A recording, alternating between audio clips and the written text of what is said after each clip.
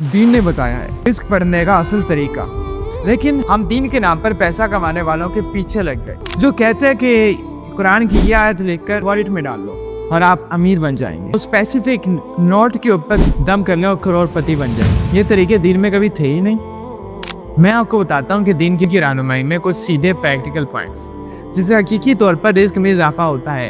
تقوی اختیار کریں، پرہیزگاری اختیار کریں اللہ تعالیٰ کی، اپنے کام کے اندر سچائی، جاب ہے، بزنس ہے، 1 روپے کی بھی 1 لمحے کی بھی 2 نمبر ہی نہیں۔ یہ سوچ کو ختم کریں کہ تھوڑا سا دھوکہ چلتا ہے، تھوڑی سی ٹیکنیکس چلتی ہیں، فریب چلتا ہے، اور آج ہم یہ کہتے ہیں کہ اتنا حلال بھی نہیں کما سکتے، حلال کمانے سے تو گزارا ہی نہیں ہوتا۔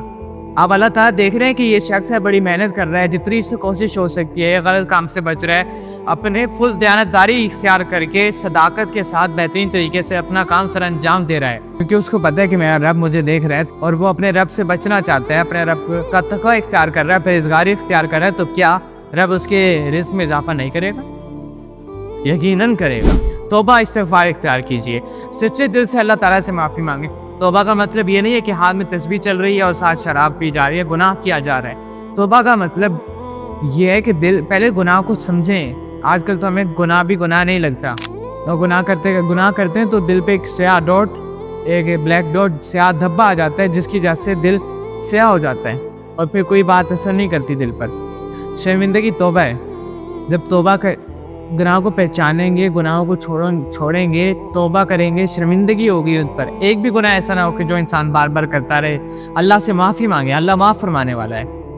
اور گناہ کو چھوڑنا، گناہ سے ہجرت کرنا، صرف رقمی اختیار کریں، رشتے جوڑیں نہ کہ توڑیں۔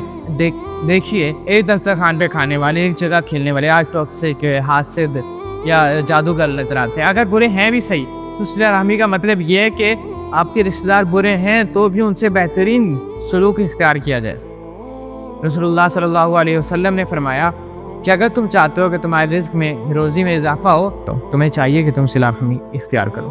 ہم تعلق توڑ کر بیٹھے ہوتے ہیں اور ہمیں لگتا ہے کہ ہم وظیفے کریں گے اور ہم بہت امیر ہو جائیں گے، یہ ہمارے رزق میں اضافہ ہوگا۔ صدقہ دیں اللہ تعالیٰ کی راہ میں۔ اللہ تعالیٰ کی راہ میں جو خالص نیت سے دیتا ہے، اللہ تعالیٰ اس کو واپس بڑھا دیتے ہیں۔ اللہ تعالیٰ کی راہ میں صدقہ کرنے سے مال بڑھتا ہے اور اس سے رزق میں اضافہ ہوتا ہے۔ آپ خود آزما کے دیکھ لیں، آپ چاہے جتنے مرضی وظیفے دیکھ لیں، اسی طرح خالی اکاؤنٹ میں چیک کاٹ کریں۔ جب تک اکاؤنٹ میں پیسے ہی نہیں ہوں گے تو چیک سے کیا نکلے گا؟ جب تک فرض پر عمل نہیں ہے، جب گناہوں میں ڈوبے ہوئے ہیں، تو کوئی وظیفہ کام نہیں آئے گا۔ دین چھوڑ کر نہیں رہتا، راہ دکھاتا ہے۔